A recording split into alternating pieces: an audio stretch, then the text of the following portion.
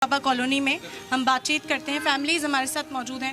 Ma'am, सबसे पहले आपसे जानेंगे कि रुखसत होकर बहुएं आती हैं, अपने ससुराल को सजाती हैं, ये आशियाना आपका है, अब एकदम से कह दिया 15 दिनों में खाली कर दिया जाए, कैसे आप क्या करेंगे? मैम क्या करेंगे, हमारे तो दिल बड़े बैठे हुए, ना रातों को नींद आ रही है, ना खाना अच्छा लग रहा है, कुछ नहीं अच्छा लग रहा। हर कोना एक सजाते हैं, हर कोने में याद बसी हुई है। अब ये ऐसा लग रहा है पल पल में कि बोल दिया टूट जाएगा, कहाँ जाएंगे, क्या करेंगे। गृहस्थ एक दिन की गृहस्थी थोड़ी ना होती है। और देख पा रहे हैं हम कितनी घनी आबादी। आप कितने साल से यहाँ रह रहे हैं? 40-45 साल हो गए मैम आपकी फैमिली को? जी।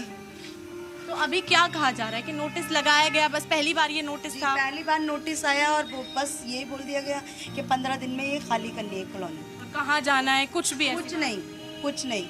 बस हमने पूछा भी तो वो जवाब भी नहीं दे रहे। बस उन्होंने एक सीधा सा ये सिंपल सा बोल दिया, जी हमें ऊपर से ऑर्डर है। अब हम कहाँ जाएं?